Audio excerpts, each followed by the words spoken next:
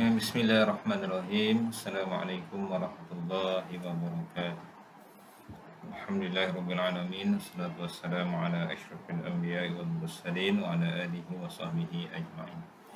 Insyaallah kita sambung lagi kitab Akhlak Rasulullah sallallahu alaihi wasallam. Bertajuk Perdamaian yang merupakan antara akhlak Islam. Yang kita sambung bagaimana pendekatan Rasulullah sallallahu alaihi wasallam, pendekatan perdamaian yang diambil oleh Nabi ketika baginda sallallahu alaihi wasallam berada di Mekah. Pada video ataupun rakaman yang terakhir sebut sedikit sehinggalah bagaimana tindakan Nabi mengambil keputusan untuk meminta para sahabat untuk berhijrah ke Habsyah. Kata perdamaian yang Nabi ambil ialah supaya pengikut Nabi mendapat keselamatan di bawah jagaan ataupun di bawah naungan Raja Najasyi yang memerintah Habsyah. Yang ada juga kita dah sebut dulu bagaimana cubaan daripada pihak Quraisy untuk memujuk Raja Najasyi supaya dihantar semula orang Islam yang berhijrah ke Habsyah supaya dihantar semula balik ke Mekah. Baik, kita sambung. Kemudian Allah Subhanahu wa taala memberikan kurnia kepada umat Islam dengan Umar Al-Khattab dan Hamzah bin Abdul Muttalib yang berislam. Ini di antara doa Nabi sallallahu alaihi wasallam. Nabi berdoa, ya Allah, kuatkanlah Islam ini dengan salah seorang daripada Umar ataupun Abul Hakam, dosa saya namanya Abu Jahal. Nabi minta supaya Islam ni dikuatkan dengan adanya peribadi-peribadi yang mempunyai sifat kepahlawanan, sifat yang ada kekuatan di kalangan bangsa Quraisy pada waktu itu. Di antaranya ialah Umar Al-Khattab yang terkenal dengan sifat bengis. Juga Hamzah bin Abu Talib merupakan bapa saudara Rasulullah sallallahu alaihi wasallam yang juga mempunyai sifat kepahlawanan yang akhirnya beliau syahid di medan Uhud. Dua masuk Islam menjadikan sesuatu kekuatan kepada Rasulullah sallallahu alaihi wasallam. Mereka berdua merupakan perisai bagi umat Islam pada masa itu. Meskipun Rasulullah sallallahu alaihi wasallam lebih memilih perdamaian dengan kaum kafir Quraisy, tetapi mereka tetap bertungkus lumus melakukan pemulauan terhadap Bani Hashim dan Bani Abdul Muttalib dalam segala bidang, baik ekonomi maupun sosial. Walaupun Nabi dah nak berdamai, mengelakkan tindakan-tindakan kekerasan yang belum diizinkan oleh Allah, kaum kafir Quraisy tetap dengan usaha mereka untuk menekan sahabat-sahabat pengikut Nabi Muhammad sallallahu alaihi wasallam dengan tindakan pemulauan terhadap kaum keluarga Nabi sallallahu alaihi wasallam. Ekonomi, mereka tidak boleh berjual beli dengan keluarga Nabi, tidak boleh berkahwin dengan keluarga Nabi, sehingga keadaan ini memberikan satu tekanan kepada sahabat-sahabat daripada kalangan keluarga Rasulullah sallallahu alaihi wasallam yang awal memeluk Islam. Kaum kafir Quraisy tidak mahu melakukan urusan jual beli dan mengadakan ikatan perkahwinan dengan mereka. Dan dia kata surat pemulauan ni, kesepakatan ini telah ditulis atas kertas, cara resolusi lah, tampal, macam kita hari ni tutup masjid, tampal permit permit ke apa tu, masjid ni ditutup, dia tampal juga kertas ni, letak pada Kaabah. Okey, sekian-sekian perkara tidak boleh dilakukan terhadap keluarga Bani Hashim, Bani Abdul Muttalib. Tak boleh berkahwin, tak boleh berniaga, tak boleh jual beli terhadap mereka. Yang digantung di dinding Kaabah. Akibat usaha tersebut, kaum muslimin dan Bani Abdul Muttalib ketika itu melalui harian sukar dan menyedihkan, dipulaukan, susah. Macam kita hari ni lah, Kalau kena PKPD ni susah. Nak tak boleh nak keluar, susah. Nak dan sebagainya. Bahkan selama bertahun-tahun Khadijah radhiyallahu taala anha, isteri Nabi sallallahu alaihi wasallam, mendermakan seluruh hartanya untuk memenuhi keperluan kaum muslimin dan Bani Abdul Muttalib. Inilah di antara jasa Khadijah.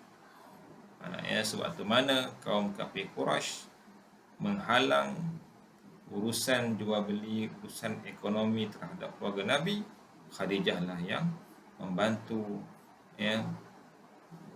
memberikan pertolongan dan sudut harta kepada umat Islam ataupun sahabat-sahabat yang awal memeluk Islam pada waktu itu.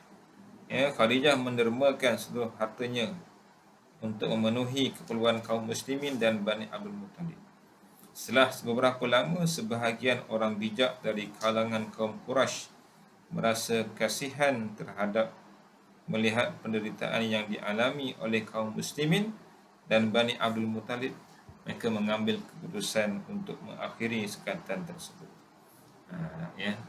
Dan akhirnya kertas atau kita kata perjanjian, surat yang mengatakan tentang pemulawan tadi, akhirnya ia telah rosak dan akhirnya dia jatuh daripada Kaabah, tempat yang ditampakkan. Akhirnya maknanya berakhirlah, tamatlah pemulawan yang dilakukan oleh kaum kafir Quraisy terhadap keluarga Rasulullah sallallahu alaihi wasallam. Nabi masih lagi memilih jalan perdamaian. Nabi Muhammad sallallahu alaihi wasallam masih tetap merasakan penderitaan akibat sikap kaum kafir Quraisy yang selalu menentang dan menghalanginya. Tak berhenti. Ini cabaran yang dihadapi oleh Rasulullah sallallahu alaihi wasallam. Pada salah satu musim haji, baginda menggunakan kesempatan itu untuk menyampaikan dakwah kepada sekumpulan masyarakat Madinah. Mereka pun menerima dakwah baginda. Mereka masuk Islam dan berjanji untuk menolong baginda ketika berhijrah ke Madinah. Ini mukaddimah kepada hijrah Rasulullah sallallahu alaihi wasallam. Orang-orang daripada Madinah atau Yathrib itu, mereka menunaikan haji, dan pada waktu itu Nabi sallallahu alaihi wasallam mengambil peluang berdakwah dan mereka menerima dakwah Rasulullah sallallahu alaihi wasallam, dan akhirnya mereka telah melakukan bai'ah untuk menolong Rasulullah sallallahu alaihi wasallam. Ini di antara tersebut benih-benih yang baik daripada Madinah yang memungkinkan berlakunya hijrah Rasulullah sallallahu alaihi wasallam. Kemudian diceritakan ketika kaum kafir Quraisy mendengar kejadian tersebut, mereka terus marah dan merasa mereka tertipu. Ini perancangan yang diambil oleh kaum kafir Quraisy terhadap Rasulullah ketika Nabi hendak berhijrah. Mereka berkumpul di Darun Nadwah. Darun Nadwah ni macam parlimen lah, tempat mereka mengambil keputusan. Dan untuk membicarakan kejadian tersebut dan usaha apa yang mereka mesti ambil. Iblis membisikkan kepada mereka bahawa usaha yang paling tepat yang mesti mereka lakukan adalah membunuh Nabi Muhammad sallallahu alaihi wasallam. Ini peranan iblis. Sirah mencatatkan perkara ni terlibat dalam perbincangan ni. Ada beberapa cadangan supaya Nabi ni dipenjarakan, dihalau, tapi iblis tak setuju. Dia merupakan diri sebagai seorang lelaki. Akhirnya iblis tu sendiri yang mencadangkan supaya Nabi Muhammad dibunuh. Dengan menggunakan tenaga beberapa pemuda dari berbagai kabilah. Bukan disuruh seorang aja. Kabilah ni pilih seorang pemuda yang paling gagah untuk pakat amal ramai. Jadi andai katalah keluarga Nabi SAW nanti nak balas dendam, dia tak mampu sebab bukan seorang yang bunuh. Wakil kabilah ni ramai yang dirancang supaya membunuh Rasulullah sallallahu alaihi wasallam. Jadi kalau keluarga Nabi nak membalas dendam, mereka tak akan mampu. Ni perancangan iblis, arahan iblis kepada kaum kafir Quraisy berunding di darah-darah ni, supaya cara untuk membunuh Rasulullah sallallahu alaihi wasallam. Dia kata hal ini dilakukan supaya semua kabilah sama-sama bertanggungjawab atas darah Muhammad yang mengalir. Ya Allah rakamkan. Wa idh yamkuru bikal ladzina kafaru liyuthbituka aw yaqtuluka aw yukhrijuk. Waktu orang kafir merancang untuk sama ada untuk memenjarakan kamu atau membunuh kamu, aw yukhrijuk, atau mengusir kamu. Ini perancangan mereka. Wa yamkuruna wa yamkurullah. Mereka merancang dan Allah Maha merancang. Sehinggalah tujuan tadi baca balik. Sehinggalah Bani Abdul Manaf, keluarga Nabi, tidak berani menuntut balas dendam atas kematiannya, kerana terpaksa menghadapi beberapa kabilah tersebut. Sebab kenapa iblis mencadangkan wakil-wakil kabilah tadi pakat ramai bunuh Nabi. Oleh itu Allah Subhanahu wa taala memerintahkan Rasulullah sallallahu alaihi wasallam untuk berhijrah ke Madinah.